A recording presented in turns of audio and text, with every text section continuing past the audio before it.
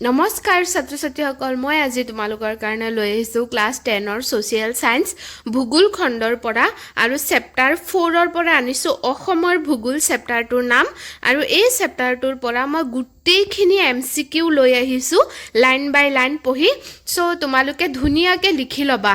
আৰু ইমান কষ্ট কৰি লিখি আনিছোঁ নহয় নে জানো সেইকাৰণে তোমালোকে অলপ সাবস্ক্ৰাইব কৰি দিবা শ্বেয়াৰ কৰি দিবা আৰু কমেন্ট কৰি জনাবা কেনেকুৱা হৈছে কিবা বাকি থাকি গ'ল নেকি তেনেকুৱা আৰু জলদি লাইক কৰি দিয়া যোনে ভিডিওটো চাই আছা লাইক কৰি দিবা লাইক কৰিলে এনেকুৱা লাগে যে মই কিবা এটা ভাল কাম কৰিছো সেইকাৰণে তোমালোকে মোক এটা ট্ৰফি দিছা তেনেকুৱা টাইপৰ সো তোমালোকে লাইকটো কৰি দিবা আৰু সাবস্ক্ৰাইব কৰি দিবা তোমালোকৰ বন্ধু বান্ধৱী যিমান আছে সবৰ লগতে শেয়াৰ কৰিবা ভিডিওটো তেতিয়া হলে মোৰো সাবস্ক্ৰিপশনটো বাঢ়ি যাব সেইকাৰণে সো আহা আমি স্টাৰ্ট কৰো ফাৰ্স্ট প্ৰশ্নটো হ'ব যে অসমৰ উত্তৰে কি আছে তে অসমৰ উত্তৰে আছে অৰুণাচল প্ৰদেশ আৰু ভূটান ঠিক আছে ভূটান হল ৰাষ্ট্ৰ মানে এখন বেলেগ দেশ আৰু অৰুণাচল প্ৰদেশ হল আমাৰ ভাৰতৰে অন্তৰ্গত এখন ৰাজ্য ঠিক আছে পিছত হল অসমৰ দক্ষিণে কি আছে এতিয়া অসমৰ দক্ষিণে আছে মিজোৰাম আৰু মেঘালয় এতিয়া মিজোৰাম আৰু মেঘালয় আমাৰ দেশৰে দুখন ৰাজ্য এখন মিজোৰাম এখন মেঘালয় পিছত আছে অসমৰ পূবে কি আছে অসমৰ পূবে আছে আকৌ অৰুণাচল প্ৰদেশ নাগালেণ্ড আৰু মণিপুৰ এই তিনিওখনেই আমাৰ ভাৰতৰ এখন ৰাজ্য পিছত আছে অসমৰ পশ্চিমে কি আছে এতিয়া অসমৰ পশ্চিমে আছে পশ্চিম বংগ ত্ৰিপুৰা আৰু বাংলাদেশ যে পশ্চিম বংগ আৰু ত্ৰিপুৰা আমাৰ ভাৰতৰে অংগ হয় এখন ৰাজ্য হয় আৰু বাংলাদেশ তো সবেই জানা সাগে অসমবাসী যিমান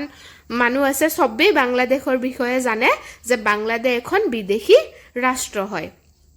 পিছত আছে অসমে কোন ৰাজ্যৰ সৈতে ভাৰতৰ ভূখণ্ডৰ লগত সংলগ্ন হৈ আছে গোটেই ভাৰতবৰ্ষখন হল এনেকুৱা সৰি মেপটো ভুল হৈ গ'ল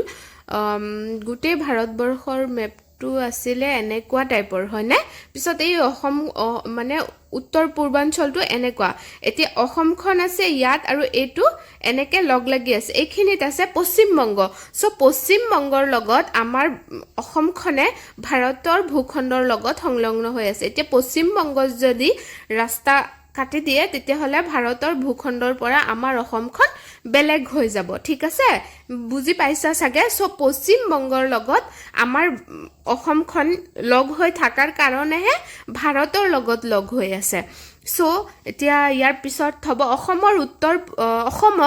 উত্তৰ পূব ভাৰতৰ দুৱাৰমুখ বুলি কিয় কোৱা হয় ভাৰতৰ লগত সমগ্ৰ উত্তৰ পূব অঞ্চলটো অসমৰ ভূখণ্ডৰ দ্বাৰা সংযোগ হৈছে হেহে অসমক উত্তৰ পূব ভাৰতৰ দুৱাৰমুখ বুলি কোৱা হয় বুজি পাইছা সাগে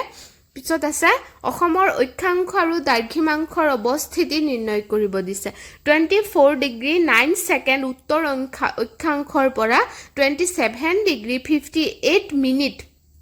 উত্তৰ অক্ষাংশলৈ আৰু 89 ডিগ্ৰী 42 মিনিট দ্ৰাঘিমাংশৰ পৰা 96 ডিগ্ৰী 01 পূৰ্ব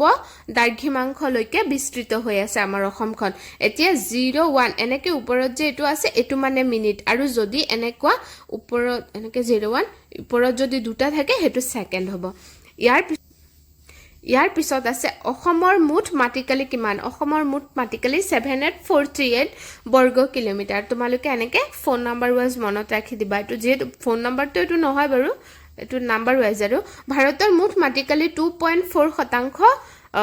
আমাৰ অসমে আগুৰি আছে ভাৰতৰ যিমান মাটিকালি আছে তাৰ ভিতৰত 2.4% আমাৰ অসমত হয় ঠিক আছে পিছত আছে ভাৰতৰ জনসংখ্যাৰ কিমান শতাংশ লোক অসমত বাস কৰে 2.6% লোক অসমত বাস কৰে 2.4% ভাৰতৰ পৰা অসমে আগুৰি আছে কিন্তু তাৰ ভিতৰত ভাৰতৰ জনসংখ্যাৰ ভিতৰত 2.6% লোক আমাৰ অসমত বাস কৰে 2011 চনৰ লোকপিয়ল মতে পিছত আছে অসমৰ মুঠ জনসংখ্যা কিমান 312.05 লাখ তাৰ ভিতৰত 159.39 লাখ পুৰুষ আছে আৰু 152.66 লাখ মহিলা আছে ঠিক আছে ইয়াৰ পিছত আছে অসমত বৰ্তমান শিক্ষিতৰ হাৰ কিমান 72.19% বৰ্তমান অসমত শিক্ষিত মানুহ আছে এটো 2011 চনৰে লোকপিয়ল মতে ঠিক আছে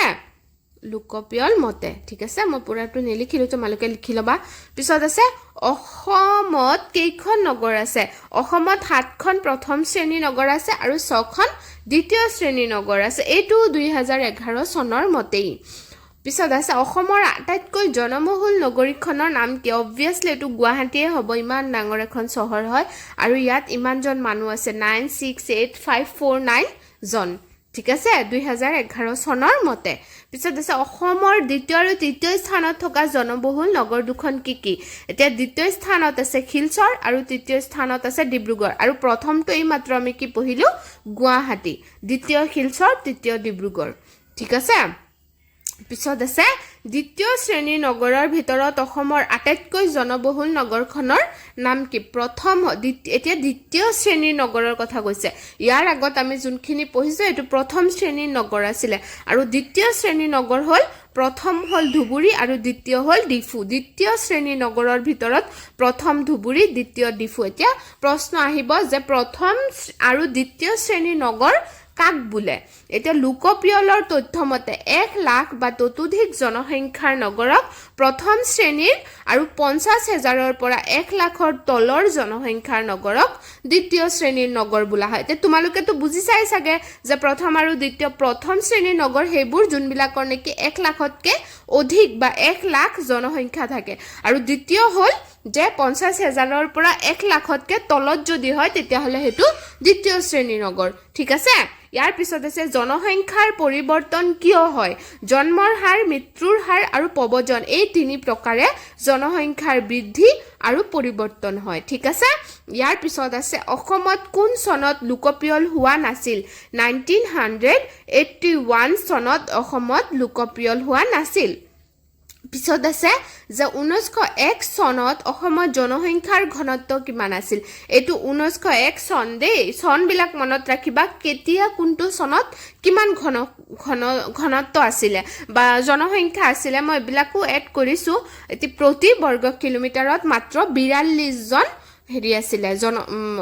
মানুহ আছিল প্ৰতি বৰ্গ কিলোমিটাৰত 2011 চনত জনসংখ্যাৰ ঘনত্ব কিমান আছিল 398 দেখিছানে 1901 ৰ পৰা 2011 চনলে বহুত বাঢ়ি গৈছে প্ৰতি বৰ্গ কিলোমিটাৰত এটো প্ৰতি বৰ্গ কিলোমিটাৰ এড কৰি লবা এটো প্ৰতি বৰ্গ কিলোমিটাৰ এখিনিত এড কৰি লবা প্ৰতি বৰ্গ কিলোমিটাৰত 398 জন পিছত আছে অসমত মুঠ জনসংখ্যাৰ কিমান শতাংশ লোকে ব্ৰহ্মপুত্ৰ উপত্যকাত বাস কৰে 85% লোকে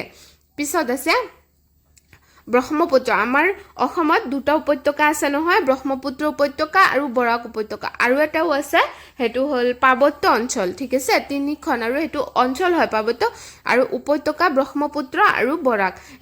ব্ৰহ্মপুত্ৰত থাকে 85% লোক মানে উপত্যকাত আৰু 2001 চনৰ পিছত গঠন হোৱা জিলা কেইখনৰ নাম লিখা তে এটো স্পেশালি মনত ৰাখিবা 2001 চন 2015 16 তেনেকে কিবা কিবি আছে তে 2001 চন আছে চিৰাং কামৰূপ মেট্ৰো বাক্সা আৰু উদালগুৰি এতি কামৰূপ যে তোমালোকে লিখিবা অকল কামৰূপ লিখিলে নহব মেট্ৰো আৰু ৰুৰেল দুটা আছে কামৰূপ গ্ৰাম্য আৰু কামৰূপ মেট্ৰো এতিয়া মেট্ৰোটো লিখিব লাগিব লগত দেই পিছত আছে 2001 চনৰ তথ্যমতে আটাইতকৈ বেছি আৰু কম জনসংখ্যা থকা জিলা দুখনৰ নাম লিখা এটো হল 2001 চনৰ মতে তেনেকে 2011 চনৰ মতেও আহিব তোমালোকে লিখিব লাগিব এতিয়া 1 চনৰ মতে হ'ব বেছি হ'ব কামৰূপ আৰু কম হ'ব ডিমা হাছাও মানে আটাইতকৈ বেছি জনসংখ্যা থকা জিলা হল কামৰূপ আৰু আটাইতকৈ কম হ'ব ডিমা হাছাও ইয়াৰ পিছত আছে 2011 চনৰ তথ্যমতে আটাইতকৈ বেছি আৰু কম জনসংখ্যা থকা জিলা দুখনৰ নাম লিখা বেছি জনসংখ্যা থকা জিলা 2011 চনৰ মতে নগাঁও আৰু কম জনসংখ্যা থকা জিলা হ'ব ডিমা হাছাও মানে 2001 হক কি 2011 হক দুয়োটাতে আটাইতকৈ কম জনসংখ্যা আছিল ডিমা হাছাও আৰু 2001 যোনটো আছিল হে 2001 ত জিলা আছিল কামৰূপ আটাইতকৈ বেছি জনসংখ্যা থকা কিন্তু 2011 চনত হলগৈ নগাঁও ঠিক আছে ইয়াৰ পিছত হ'ব 2015-16 চনত গঠন হোৱা জিলা কেইখনমানৰ বোলে কেইখনৰ নাম লিখা এতিয়া 2015 আৰু 16 ঠিক আছে এটো মনত ৰাখিবা বিশ্বনাথ হুজাই চৰাইদেউ পশ্চিম কাৰ্বি আংলং মাজুলী আৰু মানকাছাৰ এইটো ইম্পৰ্টেন্ট হয় মনত ৰাখিবা ঠিক আছে বিশ্বনাথ হুজাই চৰাইদেউ পশ্চিম কাৰ্বি আংলং মাজুলী আৰু মানকাছাৰ ঠিক আছে পিছত হ'ব বৰাক উপত্যকাত থকা জিলা কেইখন আৰু কি আহিব পাৰে এইটো ঠিক আছে বৰাক উপত্যকাত মাত্ৰ 3খন জিলা আছে কৰিমগঞ্জ হাইলাকান্দি আৰু কাছাৰ জিলা ঠিক আছে ইয়াৰ পিছত হ'ব যে অসমৰ পাৰ্বত্য জিলা কেইখন আৰু কি এতিয়া অসমৰ পাৰ্বত্য জিলা হ'ব কাৰ্বি আংলং আৰু ডিমা হাছাও ঠিক আছে অসমত উচ্চ হাৰত হোৱা জনসংখ্যা বৃদ্ধিৰ মূল কাৰণ কেইটা আৰু কি এতিয়া উচ্চ হাৰত দুটা কাৰণত জনসংখ্যা বৃদ্ধি হৈ আছে যেনেকৈ প্ৰাকৃতিক বৃদ্ধি আৰু বাহিৰৰ পৰা ৰাজ্যখনলৈ হোৱা প্ৰাকৃতিক বৃদ্ধি মানে জনসংখ্যাৰ যোনটো প্ৰাকৃতিকভাৱে বৃদ্ধি হৈ আছে মানে মানুহ মানে জন্ম দি আছে হেতু বৃদ্ধি আৰু বাহিৰৰ পৰা ৰাজ্যখনলৈ হোৱা জনপ্ৰব্ৰজন যেনেকৈ বাহিৰৰ পৰা আহি আছে যেনেকৈ ধৰি লোৱা বাংলাদেশৰ পৰা আগতে মানুহ আহিছিলে নেপালৰ পৰা আহিছিলে পিছত যেনেকৈ বিহাৰৰ পৰা মানুহবিলাক আহে তে বিহাৰটো এতিয়া আমাৰ ভাৰতৰে অংগ হয় হেতুত ইমান প্ৰবলেম নাই বাৰু কিন্তু যেতিয়া নেকি বিদেশী ৰাষ্ট্ৰৰ পৰা আহে মানুহ তেতিয়া প্ৰবলেম হৈ যায় হেতু আৰু এতিয়া বাহিৰৰ পৰা ৰাজ্যখনলৈ হোৱা জনপ্ৰব্ৰজন পিছত হ'ব অসমলৈ আগমন ঘটা প্ৰথমটো জনস্ৰোত কোন গোষ্ঠীৰ আছিল এতিয়া প্ৰথমটো জনস্ৰোত আছিল অষ্ট্ৰিক জনগোষ্ঠীৰ এইটো আহিব পাৰে ইম্পৰ্টেন্ট হয় এওঁলোক দক্ষিণ পূব এছিয়াৰ পৰা আহিছিল এতিয়া ক'ৰ পৰা আহিছিল হেতু আহিব পাৰে সো দক্ষিণ পূব এছিয়াৰ পৰা এওঁলোক আহিছিল অষ্ট্ৰিক জনগোষ্ঠীৰ লোক অসমলৈ আগমন ঘটা প্ৰথমটো জনগোষ্ঠী ঠিক আছে অষ্ট্ৰিক জনগোষ্ঠী ঠিক আছে ইয়াৰ পিছত হ'ব মেঘালয়ৰ খাচীয়া আৰু জয়ন্তীয়াসকল কোন জনগোষ্ঠীৰ লোক অষ্ট্ৰিক জনগোষ্ঠীৰ লোক পিছত হ'ব অসমলৈ অহা দ্বিতীয় জনস্ৰোত কোনটো আছিল তিব্বতীয় বৰ্মন ভাষা কোৱা মংগোলীয়সকল এওঁলোক মধ্য এছিয়াৰ পৰা এতিয়া দ্বিতীয়টো জনস্ৰোত আছিল তিব্বতীয় বৰ্মন ভাষা কোৱা মংগোলীয়সকল এওঁলোক মধ্য এছিয়াৰ পৰা আহিছিল ইয়াৰ পিছত হ'ব জনসংখ্যাৰ ফালৰ পৰা অসমৰ বৃহৎ জনজাতিটোৰ নাম কি বড়োসকল ঠিক আছে জনসংখ্যাৰ ফালৰ পৰা অসমৰ বৃহৎ জনজাতি হ'ব বড়োসকল দ্বিতীয় বৃহৎ হ'ব মিচিং আৰু তৃতীয় বৃহৎ হ'ব কাৰ্বি মই তিনিওটা দি দিছো দেই একেলগে বাৰে একেটা প্ৰশ্ন লিখি থকা নাই ঠিক আছে সো তোমালোকে এইটো ভালকে মুখস্থ কৰি লবা যে প্ৰথম বৃহৎ জনজাতি হ'ব জনসংখ্যাৰ ফালৰ পৰা বড়ো দ্বিতীয় বৃহৎ হ'ব মিচিং আৰু তৃতীয় বৃহৎ হ'ব কাৰ্বি ঠিক আছে ইয়াৰ পিছত হ'ব প্ৰশ্ন যে আহোম এইটো স্পেলিঙে ভুল হৈ গ'ল আহোম এটো দন্ত্য হ নহব দেই হ'ব আহোম সকল কোন জনগোষ্ঠীৰ লোক মংগোলীয় জনগোষ্ঠীৰ লোক ঠিক আছে ইয়াৰ পিছত হ'ব গুহাই কমল আলি কোনে নিৰ্মাণ কৰিছিল নৰনাৰায়ণৰ ভাই গুহাই কমলে মানে গুহাই কমলৰ নামেৰে এই গুহাই কমল আলিটো নাম ৰখা হৈছে সো এটো কোন ৰজাৰ ভায়েক আছিলে নৰনাৰায়ণৰ এই আলি কোচবিহাৰৰ পৰা তে ক'ৰ পৰা ক'লৈকে নিৰ্মাণ কৰা হৈছিল এটো আহিব পাৰে প্ৰশ্ন যে এই আলিটো ক'ৰ পৰা ক'লৈকে নিৰ্মাণ কৰা হৈছিল তেনেকৈ প্ৰশ্ন এটা আহিব পাৰে মই প্ৰশ্নটো লিখিবলৈ এড কৰিবলৈ পাহৰিলো তোমালোকে লিখি লবা এই আলি কোচবিহাৰৰ পৰা লখিমপুৰ জিলাৰ নাৰায়ণপুৰলৈ নিৰ্মাণ কৰা হৈছিল ঠিক আছে ইয়াৰ পিছত আছে কুতুবুদ্দিনৰ সেনাপতিজনৰ নাম কি এতিয়া কুতুবুদ্দিন আমাৰ অসমলৈ আহিছিল মানে কুতুবুদ্দিনৰ সেনাপতিজন আমাৰ অসমলৈ আহিছিল মোহাম্মদ বিন বখতিয়াৰ খিলিজি অসম আক্ৰমণ কৰিবলৈ সো আহিব পাৰে ঠিক আছে তেওঁৰ লগত আহা কিছুমান মুছলমান মানুহ আছিলে যোনবিলাক মুছলমান মানুহ নেকি অসমতে থাকি গৈছিলে পিছত হ'ব চাহ জনজাতিসকল কোন গোষ্ঠীৰ লোক মণ্ডাৰী ভাষা কোৱা মূলতঃ অষ্ট্ৰিক জনগোষ্ঠী তাৰ মানে চাহ জনজাতি সকলো কি জনগোষ্ঠী অষ্ট্ৰিক জনগোষ্ঠী মানে আমাৰ অসমলৈ অহা প্ৰথম জনগোষ্ঠী যোনটো হেতু জনগোষ্ঠীৰে লোক কিন্তু তেওঁলোকৰ ভাষাটো বেলেগ মণ্ডাৰী ভাষা কয় তেওঁলোকে মানে কৈছিল আগতে অসমত কেই প্ৰকাৰৰ পথ পৰিবহন ব্যৱস্থা আছে আৰু কি মুঠ 7 প্ৰকাৰৰ পথ পৰিবহন ব্যৱস্থা আছে এক নম্বৰ হ'ব পকী পথ পকী নোহোৱা পথ, ৰাষ্ট্ৰীয় ঘাইপথ, ৰাজ্যিক পথ, জিলাৰ প্ৰধান পথ, গাঁৱলীয়া পথ আৰু নগৰ পথ। ইয়াত 7টা আছে, ঠিক আছে। ইয়াৰ পিছত আছে অসমত মুঠ পথৰ দৈৰ্ঘ্য কিমান? 2015-16 চনৰ 16 বৰ্ষৰ মতে 48,725 কিলোমিটাৰ, ঠিক আছে। ইয়াৰ পিছত হ'ব যে অসমৰ ৰেল পৰিবহণ ব্যৱস্থা কোনে পৰিচালনা কৰে? উত্তৰ পূব সীমান্ত ৰেল মণ্ডলে পৰিচালনা কৰে। এইটো আহিব পাৰে, ইম্পৰ্টেণ্ট, মোষ্ট ইম্পৰ্টেণ্ট হয় দেই এইটো, ঠিক আছে। যে অসমৰ ৰেল পৰিবহণ ব্যৱস্থা কোনে পৰিচালনা কৰে? আমাৰ অসমৰ যিমান ৰেল চলে কোনে পৰিচালনা কৰে? উত্তৰ পূব সীমান্ত ৰেল মণ্ডলে, ঠিক আছে। ইয়াৰ পিছত হ'ব যে উত্তৰ পূব সীমান্ত ৰেল মণ্ডলৰ মুখ্য কাৰ্যালয় ক'ত অৱস্থিত? গুৱাহাটীৰ মালিগাঁৱত। ক'ত অৱস্থিত কাৰ্যালয়টো সেইটো দিছে। অসমৰ ৰেল পথৰ মুঠ দৈৰ্ঘ্য কিমান? এতিয়া 2458.93 কিলোমিটাৰ, ঠিক আছে। ইয়াৰে হ'ব, এইটো ইমানে নহয় হা, ইয়াৰে লিখিবা, ইয়াৰে 1470.06 কিলোমিটাৰ ৰেল পথ হৈছে ব্ৰডগজ ৰেলপথ আৰু 988.87 কিলোমিটাৰ পথ হৈছে মিটাৰ গজ, ঠিক আছে। ইয়াৰ পিছত হ'ব যে অসমত জল পৰিবহণৰ উন্নতিৰ হকে কাম কৰা চৰকাৰী সংস্থা দুটাৰ নাম কি? এইটো হ'ব যে কেন্দ্ৰীয় আভ্যন্তৰীণ জল পৰিবহণ নিগম আৰু আভ্যন্তৰীণ জল পৰিবহণ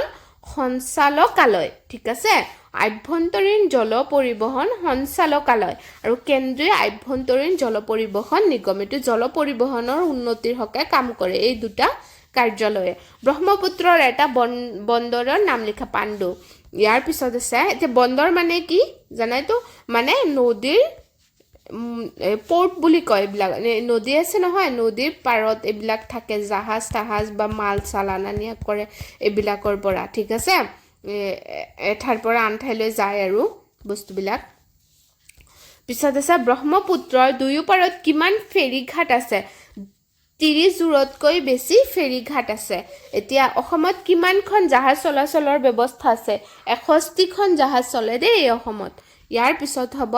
যে অসমৰ ক'ত বিমান, অসমৰ হ'ব, এইটো ক নহ'ব দেই, কটো কাটি দিবা। অসমৰ ক'ত বিমানবন্দৰ? গুৱাহাটী, তেজপুৰ, যোৰহাট, ডিব্ৰুগড় আৰু উত্তৰ লখিমপুৰ আৰু শিলচৰত হ'ব।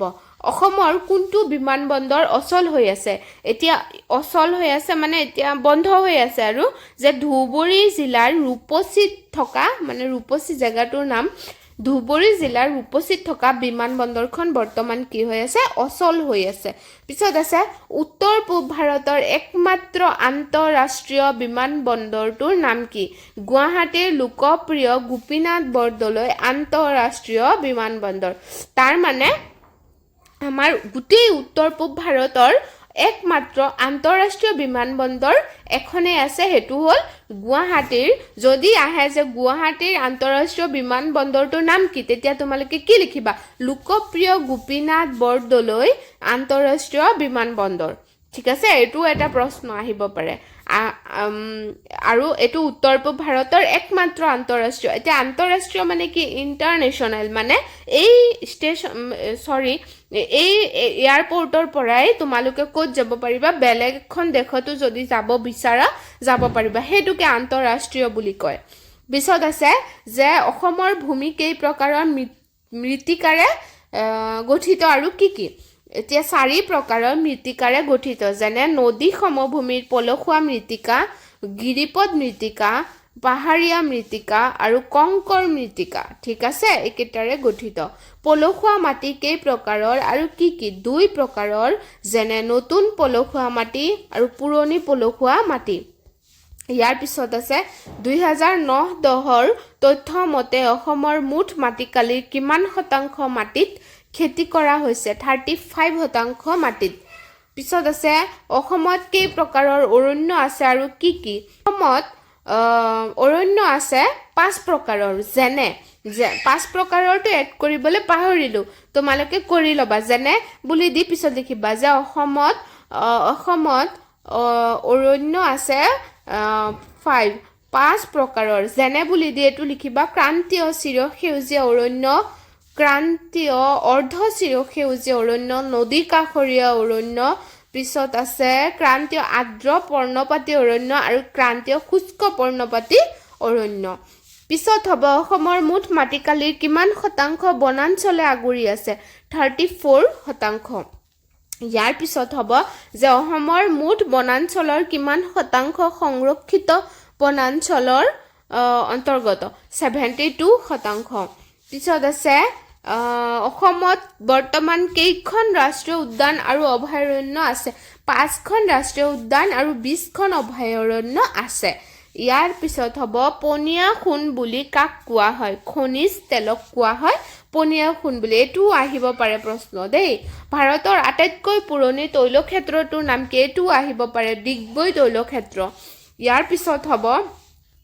যে অসমৰ প্ৰধান তৈলক্ষেত্ৰ কেইটাৰ নাম লিখা এটো আহিব পাৰে 2 মাৰ্কস দি নাহৰকটীয়া মৰাণ হুগ্ৰীজান মৰাণ হুগ্ৰীজান এটো যে তৈলক্ষেত্ৰ এটাই দে তোমালোকে দুটা বুলি নাভাবিবা ৰুদ্ৰসাগৰ লাকুৱা গেলেকি বৰহুলা আৰু আমগুৰি তৈলক্ষেত্ৰ এইকেইটা ঠিক আছে আহিব পাৰে 2 মাৰ্কস দি যে লিখা তৈলক্ষেত্ৰ কেইটাৰ নাম অসমত কেইখন আছে আৰু কি তেনেকে পিছত আছে ভাৰতৰ মুঠ উৎপাদনত কিমান শতাংশ প্ৰাকৃতিক গেছ অসমে উৎপন্ন কৰে উত্তৰ হ'ব 25% প্ৰাকৃতিক গেছ অসমে উৎপন্ন কৰে। ইয়াৰ পিছত হ'ব যে 2011 চনৰ লোকপিয়ল মতে অসমৰ মুঠ জনসংখ্যা কিমান এতিয়া উত্তৰটো হ'ব 31 নিযুত ভাৰতৰ মুঠ জনসংখ্যাৰ 2.58% তেতিয়া যে 2.6% দিছিলো হেতুৱে। পিছত আছে অসমত পুৰুষ আৰু মহিলাৰ শিক্ষিতৰ হাৰ কিমান 78% পুৰুষ মহিলা হ'ব 67 আৰু মুঠ 73। ইয়াৰ হ'ব অসমত নগৰ আৰু গাঁও অঞ্চলৰ জনসংখ্যা কিমান নগৰৰ জনসংখ্যা 88 আৰু গাঁৱৰ জনসংখ্যা 70। ইয়াৰ পিছত হ'ব অসমক মুঠ কেইখন কৃষি জলবায়ুবীয় অঞ্চলত ভাগ কৰা হয় আৰু কি 6টা যেনে নামনি ব্ৰহ্মপুত্ৰ উপত্যকা অঞ্চল উত্তৰ পাৰৰ সমভূমি অঞ্চল মধ্য ব্ৰহ্মপুত্ৰ উপত্যকা অঞ্চল উজনি ব্ৰহ্মপুত্ৰ উপত্যকা অঞ্চল বৰাক উপত্যকা অঞ্চল আৰু পাৰ্বত্য অঞ্চল। ইয়াৰ পিছত হ'ব অসমত কেই প্ৰকাৰৰ ধানৰ খেতি কৰা হয় 3 প্ৰকাৰৰ যেনে আহু ধান শালি ধান আৰু বড়ো ধান ইয়াৰে প্ৰায় 70% মাটিত মানে শতাংশ মাটিত শালি ধানৰ খেতি কৰা হয় ঠিক আছে। ইয়াৰ পিছত হ'ব যে শালি খেতি কেতিয়া কৰা হয় মানে শালি ধানৰ খেতি ঠিক আছে ধানৰ লিখিবা লগত শালি ধানৰ খেতি কেতিয়া কৰা হয় জুলাই আগষ্ট মাহত আৰম্ভ কৰি নৱেম্বৰ ডিচেম্বৰ মাহত চপোৱা হয় আকৌ ফেব্ৰুৱাৰী মাৰ্চ মাহত আৰম্ভ কৰি জুন জুলাই মাহত চপোৱা হয় ঠিক আছে দুবাৰ কৰা হয় মানে বছৰটোত। ইয়াৰ পিছত হ'ব বড়ো খেতি কেতিয়া কৰা হয় শীতকালত আৰম্ভ কৰি বাৰিষা জুন জুলাই মাহত চপোৱা হয় বড়ো খেতি। বৰ্তমান অসমত কেইখন পাম আছে এটো খন হ'ব দেই খ হ'ব ম নহ'ব কেইখন পাম আছে 64খন বাণিজ্যিক পাম আৰু 50খন উদ্যোগ পাম আছে। ইয়াৰ পিছত হ'ব যে অসমৰ উদ্যোগবোৰক কেই প্ৰকাৰে ভাগ কৰা হয় আৰু সেইবোৰ কি 5 প্ৰকাৰে ভাগ কৰা হয় যেনে খনি উদ্যোগ হস্তশিল্প উদ্যোগ কৃষি ভিত্তিক উদ্যোগ শক্তি উদ্যোগ সেৱা খণ্ডৰ উদ্যোগ আদি। পিছত হ'ব অসমত খাদ্য উদ্যান ক'ত আছে ছয়গাঁও আৰু টিহুৰ নাথকুছিত আছে। পিছত হ'ব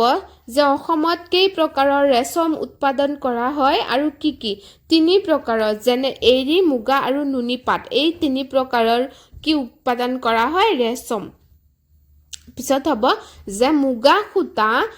আন কি নামেৰে জনা যায় সোণালী সূতা নামেৰে জনা যায় ভাৰতৰ মুঠ উৎপাদনৰ 97% এই মুগা সূতা মই লিখিবলৈ পাহৰিলো মুগা লিখিবা ইয়াত হা মুগা সূতা অসমে উৎপাদন কৰে কিমান শতাংশ 97% দেই। পিছত হ'ব বৰ্তমান অসমত কিমান তাঁতশাল আছে 13 লাখতকৈ অধিক কি আছে তাঁতশাল আছে বৰ্তমান অসমত। পিছত হ'ব যে অসমৰ কিমান শতাংশ লোক কৃষি খণ্ডত নিয়োজিত হৈ আছে 53% লোক পিছত হ'ব অসমত কিমান হেক্টৰ মাটিত খেতি কৰা হয় 2010-11 চনৰ তথ্যমতে 28.11 লাখ হেক্টৰ মাটিত খেতি কৰা হয় পিছত হ'ব যে অসমৰ কোন দুখন জিলাত ঝুম খেতিৰ প্ৰাধান্য বেছি সো ঝুম খেতি ক'ত কৰা হয় পাৰ্বত্য অঞ্চলত সো পাৰ্বত্য অঞ্চল অসমৰ কেইটা আছিল দুটা কাৰ্বি আংলং আৰু ডিমা হাছাও সো তেনেকে এটা আইডিয়া লগাই লিখি দিবা কাৰ্বি আংলং আৰু ডিমা হাছাও জিলাত পিছত আছে বৰ্তমান অসমত কেইখন চাহ বাগিচা আছে 765 খন চাহ বাগিচা আছে আৰু 78,091 খন ক্ষুদ্ৰ চাহ বাগিচা আছে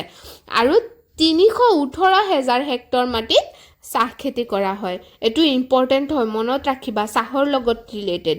আহিব পাৰে নহয় অসমত তেল উৎপাদনৰ কাৰণে প্ৰথম খনন কাৰ্য কেতিয়া আৰম্ভ হৈছিল 1889 চনত আৰম্ভ হৈছিল নাহৰকটীয়া তৈল ক্ষেত্ৰটোৰ পৰা তেল উৎপাদন কেতিয়াৰ পৰা আৰম্ভ হৈছিল 1954 চনৰ পৰা আৰম্ভ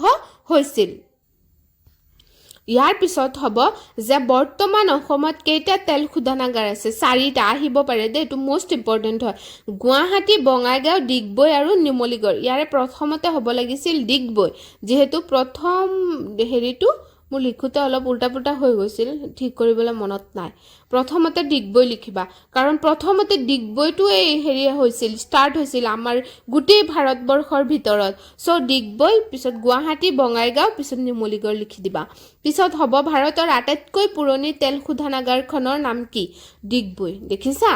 ডিগবৈ হ'ল ভাৰতৰ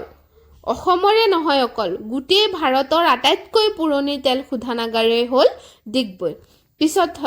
আৰু নাই কিয়া হৈ গ'ল এতিয়া 80টা কোৱেশ্চন হৈছে এই চেপ্টাৰটোৰ পৰা ধুনীয়াকে পঢ়ি লিখি লবা আৰু মেট্ৰিকৰ পৰীক্ষা আহিয়ে গ'ল প্ৰবাবলি তোমালোকৰ ৰুটিনো দিলে চাগে একজেক্টলি মোৰ আইডিয়া নাই কিয়া শুনিছো তেনেকুৱা দিছে বুলি নাজানো মই একজেক্টলি সো তোমালোকে ভালকে পঢ়িবা আৰু মোৰ চেনেলটো লাইক কমেন্ট শেয়াৰ আৰু সাবস্ক্ৰাইব কৰি দিবা যাতে তোমালোকৰ যিমান বন্ধু বান্ধৱী আছে সবে যাতে মেট্ৰিক পাস কৰিব পাৰা সোশ্যাল সায়েন্সত আৰু বেছি ভালকে ৰিজাল্ট কৰিব পাৰা আৰু ময়ো গ্ৰো কৰিব পাৰো তোমালোকৰ জৰিয়তে তোমালোকে যিমান পাৰা শেয়াৰ কৰি দিবা তেনেকে যাতে মই আৰু তোমালোকলে আগবঢ়াব পাৰো বেলেগ বেলেগ চেপ্টাৰ বেলেগ বেলেগ সাবজেক্ট আৰু তোমালোকৰ হেল্প হয় মোৰো হেল্প হয় সো তোমালোকে লাইক কমেন্ট শেয়াৰ আৰু সাবস্ক্ৰাইব কৰি দিবা ঠিক আছে থ্যাংক ইউ